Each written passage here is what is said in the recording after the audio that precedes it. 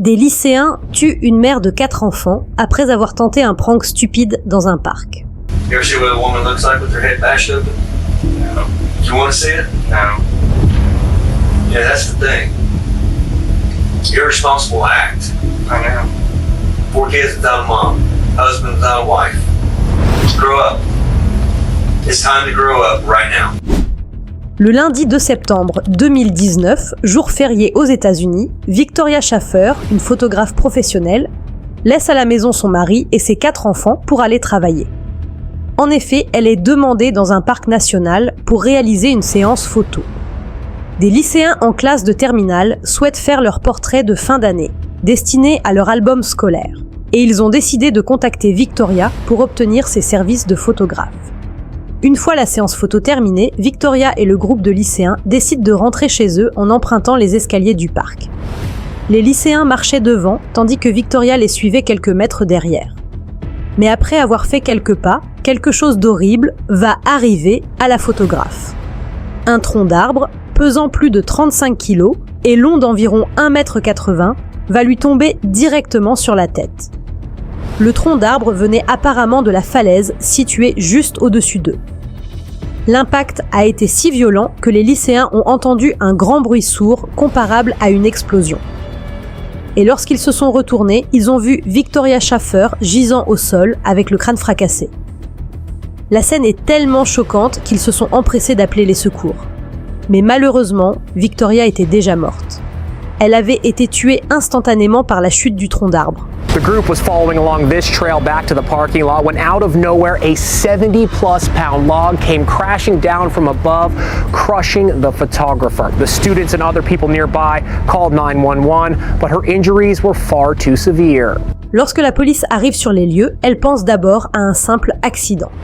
Pour les enquêteurs, le tronc d'arbre proviendrait sans doute d'un vieil arbre situé près de la falaise qui serait tombé naturellement sur la femme. Mais en examinant le tronc de plus près, les agents vont remarquer qu'il avait été parfaitement coupé et que cela ne peut pas se produire naturellement. Ils vont alors décider de se rendre au sommet de la falaise afin de mieux comprendre ce qui s'est passé. We're right above the top of Old Man's Cave is what I know this as. On top of here to my left there's a walkway where the tunnel would be located. In front of us is where the tree stump was located and we'll be doing a walk through here. En arrivant au sommet de la falaise, les policiers découvrent d'autres troncs d'arbres, de la même taille que celui qui a tué Victoria, parfaitement coupés et empilés les uns sur les autres. Et en mesurant la distance qui sépare la pile des troncs et le bord de la falaise, les agents vont réaliser qu'il y a au moins 13 mètres de distance, et qu'il est impossible qu'un tronc ait roulé tout seul jusqu'au bord de la falaise et tombé. Pour les enquêteurs, il devient alors évident que quelqu'un aurait délibérément déplacé le tronc d'arbre jusqu'au bord de la falaise, avant de le laisser s'écraser sur la photographe. Surtout qu'il y a des traces de décoloration du sol, montrant que le tronc était posé à cet endroit depuis longtemps. Ce qui signifie qu'il a été déplacé très récemment, juste avant le drame. What we believe is here, located in this section, is where the approximately 6-foot log was located at, which you can still kind of see where the log was located with discoloration, or it's been there for quite some time. From there, it was carried over approximately about where Nicole and Rose is at, where they're getting ready to go off the side. They're going to do a exact measurement from the edge down to where the female deceased was found. En mesurant la hauteur entre le bord de la falaise et le sol, l'endroit où se trouvait Victoria, les agents découvrent que le tronc est tombé d'environ 23 mètres, soit l'équivalent d'un immeuble de 7 étages en France. Et au vu de la taille et du poids du tronc, environ 35 kg pour 1,80 m, les enquêteurs en tirent rapidement une conclusion. Ce crime ne peut pas être l'œuvre d'une seule personne. Selon eux, il faut au moins 2 individus pour soulever un tronc de cette taille, le déplacer jusqu'au bord de la falaise, puis le faire tomber. Une enquête va alors être ouverte pour identifier les responsables de la mort de Victoria. Mais pendant près d'1 mois, les policiers ne vont rien trouver. Le jour du drame était férié et le parc était bondé de visiteurs, ce qui complique fortement les investigations. Ils vont donc analyser les caméras de surveillance et interroger les travailleurs du parc sans rien trouver sur les auteurs du crime. La seule chose nouvelle que les enquêteurs découvrent, c'est que les troncs avaient été coupés par les agents du parc. Ces derniers ont l'habitude de nettoyer régulièrement la zone en coupant les arbres morts ou dangereux afin d'éviter les accidents. Et après, ils empilent les morceaux de tronc sur place, loin du bord de la falaise, soit pour les stocker, soit pour qu'ils se décomposent naturellement avec le temps. Mais le 8 octobre 2019, un tournant majeur se produit dans l'enquête. La police reçoit un appel qui va enfin les mettre sur la piste des responsables. La mère d'une lycéenne appelle la police en disant qu'une amie de sa fille, avec qui elle prend souvent le bus pour l'école, lui aurait confié quelque chose de grave. Cette fille dans le bus aurait dit à sa fille qu'elle venait de rompre avec son copain, un certain Jordan Buckley, parce qu'il lui aurait envoyé un message rempli de remords, lui disant qu'il avait participé à la mort de la photographe avec un autre de ses amis. Ce Jordan serait un élève de seconde âgé de 16 ans qui a une trottinette. Après cet appel, les enquêteurs commencent par vérifier si ce Jordan Buckley figurait bien dans les registres de visiteurs du parc le jour du drame. Et une fois sa présence confirmée, ils vont se rendre dans son lycée pour l'interroger. Mais en arrivant à l'école, un détail attire immédiatement l'attention des enquêteurs. Jordan porte un plâtre et il a le pouce cassé. Selon lui, il s'est blessé en faisant une chute avec sa trottinette. So you wrecked your scooter? Yeah, that's the only thing I had. Yeah, I live over by the Harlan house, and I was riding down the hill, and I fell from my thumb link. Les agents vont alors commencer à interroger Jordan sur l'affaire. Mais il va immédiatement nier les faits. Dans un premier temps, il va dire aux agents qu'il était bien au parc ce jour-là avec certains de ses amis, mais qu'ensuite ils seraient tous rentrés chez eux, après avoir appris qu'une femme avait été tuée par la chute d'un tronc d'arbre. Well, so that day, me and my friends, I don't know if you guys want me to give you their names or not. Oh yeah. It doesn't really matter. Jade Churches was with me. Miranda Spencer. Miranda is 19. Jade is 16 or 17. I know he's a junior. We were just walking around, bored. So we were like, let's go on a hike. And we just went on a hike. Where'd you hike at? You know when you go down, you cross the bridge, and you go up. So you was at Old Man's Cave? Yeah, we were at Old Man's Cave. That's where we went. And then when we went there, nothing was happening. But we went up, like on the back side of the hill. And then we came back because some guy told us that some woman got smashed by a branch. So we turned around and we went down towards the bottom part. And then we came back up and there was a bunch of like EMS people running past us and sirens and everything. Really? Yeah, so we just left. Voyant que le jeune garçon ne dit pas toute la vérité, les policiers décident de durcir l'interrogatoire en évoquant le message compromettant qu'il aurait envoyé à sa petite amie. Ce qui va lui pousser à raconter une nouvelle version de l'histoire.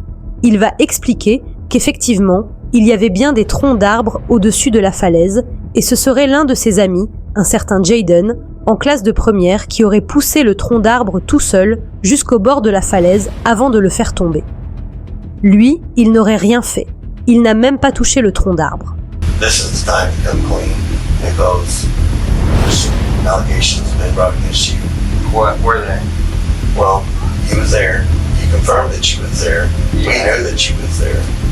So there's more to this story. Tell us about the branch being up on top. Well, that I didn't do anything. Like I just don't like snitching on people. That's the problem. It's not about snitching. This is about telling the truth. And telling the truth gets you farther than not telling the truth. So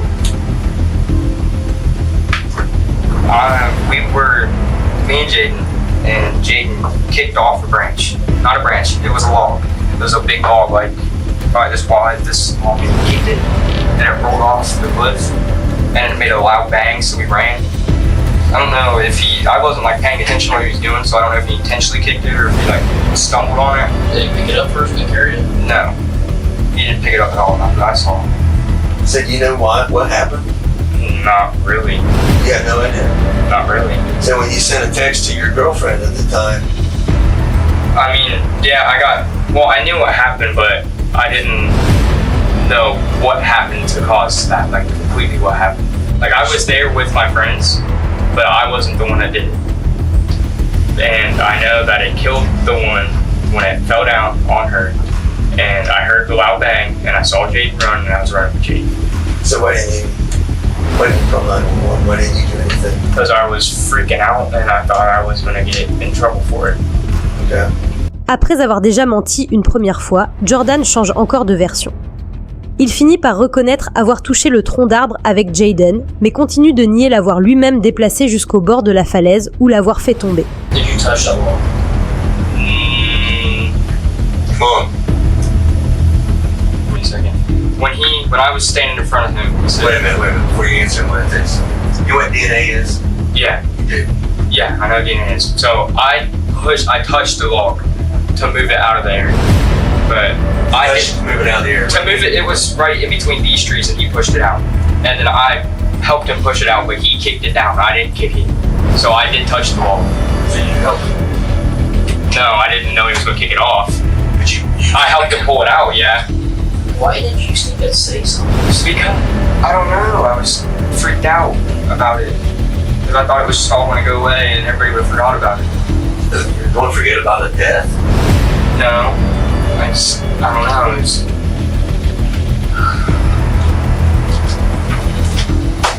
You ever see what a woman looks like with her head bashed open? No. You want to see it? No. Yeah, that's the thing. Irresponsible act. I know. 4 kids without a mom. Husband without a wife. Grow up. It's time to grow up right now. Pendant l'interrogatoire, la mère de Jordan, qui était au travail et qui ne savait absolument rien de l'affaire, va être contactée par le proviseur du lycée pour lui expliquer ce qui est en train d'arriver à son fils. Et sa réaction est immédiate. Were you a part of it, Jordan? I didn't push it off, but I moved the log with him. I pulled it out. I didn't know he was going to kick it off though. But a woman died. Why did you not tell Chris and I this? Because I freaked out, Mom. I freaked out.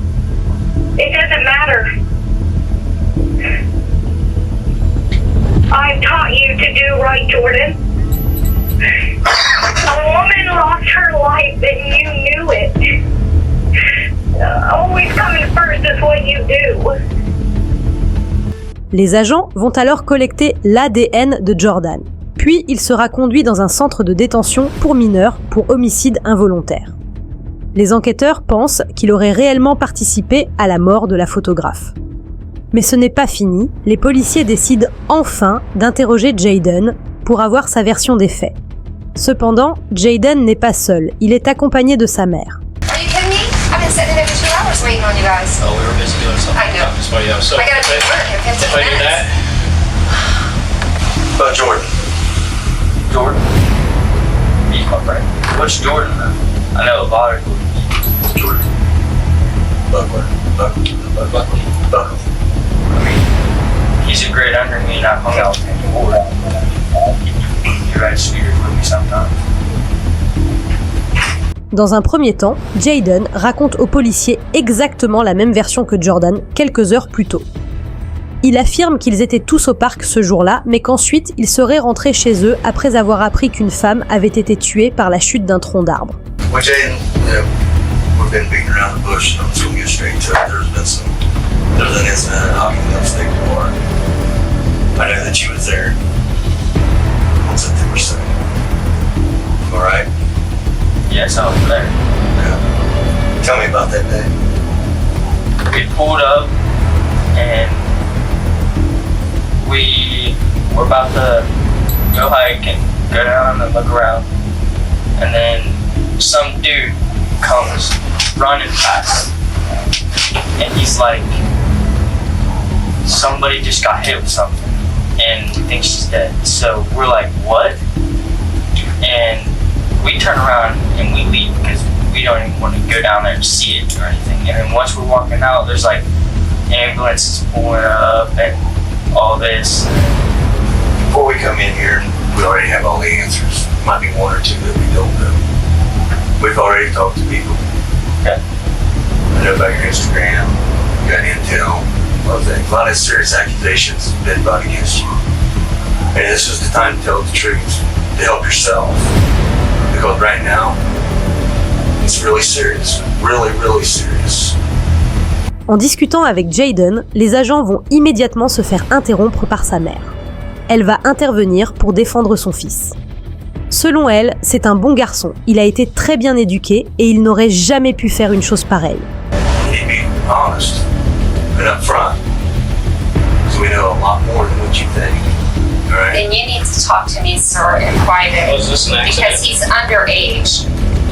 He's underage, and it sounds like you know exactly what happened. So maybe you should go tell me exactly what happened, and then I will talk to him. Because I don't like you saying that you knew what happened. Yes, ma'am. And We do know. okay, then you know who did it and what happened. So good, then we'll go in the other room, and you can tell me if he That's not- participated in This this. is not how And this is going to work. it's not. No. Not at all. Your son did something that resulted in the death of a lady. No, Yes, ma'am. no. I can prove that beyond a shadow. Then somebody ought to be proving it to me before they're saying something like that to him, because it's very upsetting What to we me. want to know, was this an accident? There's always two sides of I'm every not story. liking this. I don't like this from day one. I don't like it either. Neither does the family of the lady that. Excuse me, I know that. I have felt very bad about that. That is sickening to me. And I have even said this is a horrible thing, that for you to sit here and say that he had something to do with this. Sans tenir compte des propos de sa mère, les agents vont se concentrer sur Jayden et lui demander de leur raconter ce qui s'est réellement passé. Et cette fois, Jayden va leur dire que c'est Jordan qui aurait poussé le tronc d'arbre avant de le faire tomber par-dessus la falaise. But I want to know, was this an accident or is this something that you meant to do? Because that's a big difference. If this is an accident or you weren't trying to do this, is one thing. I didn't do it. I was there. Okay. So tell me what happened step by step. Like basically what I was saying. When we walked up by the stairs, I'm not gonna say because You have to say names. Jordan walks, like we were walking, and then there was a log, and he kicks it, and it starts to slide, So you're saying Jordan kicked it? and then it slid, and then we left. Did you touch the log? Because we've talked to Jordan. Miranda. Dale said you're the one. I grabbed the log, Okay, so you touched the log. I touched it, but I did not kick it off or throw it. And then what happened to it? How did that smash a lady? He got kicked off the edge. Who kicked it? Jordan, Jordan kicked it? yes. Are you sure? Yes, Because sir. We talked to Miranda about your pact with Jordan. You guys already had this rehearsed. It took him about 30 seconds to break down. Same thing with Miranda. They're pissed. They don't want anything to do with this. I get this. You touched it. Yes, When did I you touch touched it? When? Yes. Before it fell off.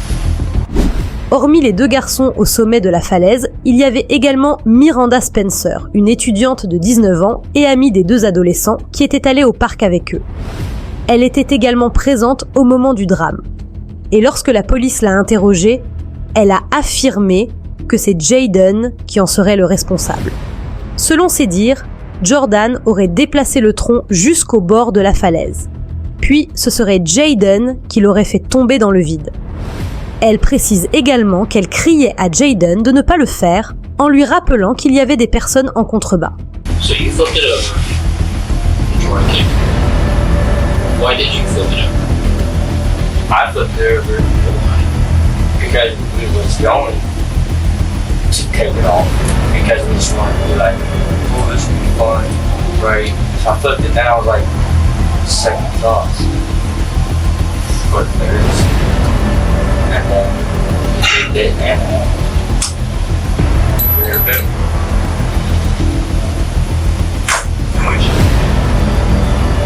I left. Do you know Yeah. what? You guys, I'm being very patient with this, but it sounds like you're trying to talk him into saying something that he's being honest with I'm you. trying to talk him into telling me the truth. But he just told you what No, happened. that's not the truth. I did. So you're trying to get him to say something that I'm trying to get him to tell us the truth. Is what I'm trying to do. you think I would let you arrest him Like Jordan Spears will let you arrest Jordan without a lie detector test? You don't have a choice in this. In the United States, there's a thing called probable cause. You know what? I do have a choice. So you're gonna have to just talk. I just have to get an attorney with a minimum wage, 2 jobs that I work, because you know what? We do have choices. Yes, we have choices. We have a choice. Okay. Well, when you get I know this lady died. When you get the lie detector test set up for him, then you'll just have to contact me. As for now, Jaden and I will be leaving. And that's not correct. You can leave. Jaden's going to be placed under arrest. No, he can't be. He's 16 years old.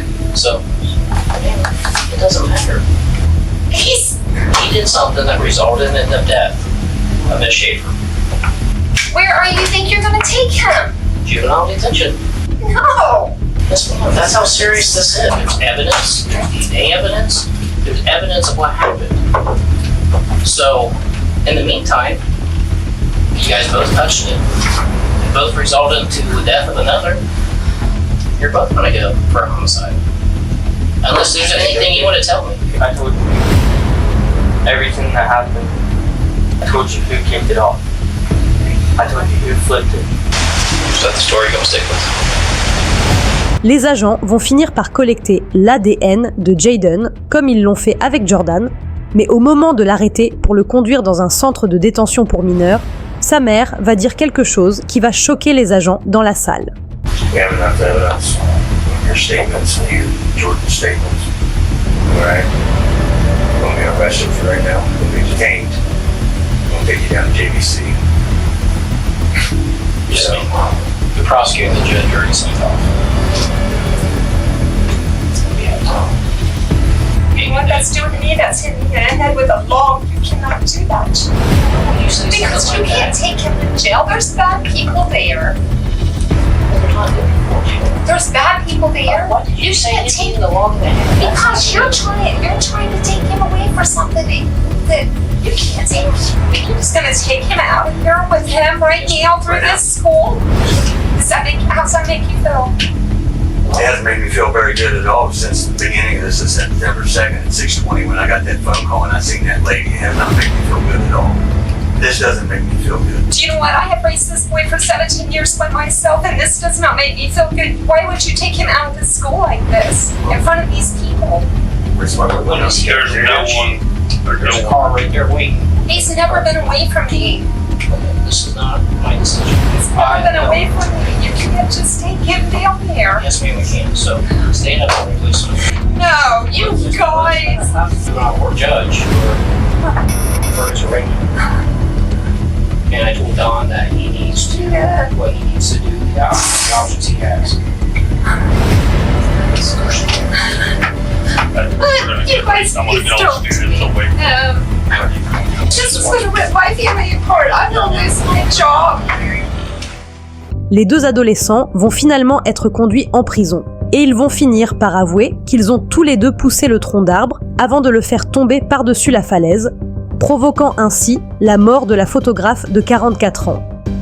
Ils seront donc inculpés pour homicide involontaire et ils vont immédiatement plaider coupables. My children are very compassionate, and Victoria was very compassionate, and we asked ourselves, what would Mom do? What would Victoria want? And we all kind of came to the same conclusion that she would want to give these kids a chance.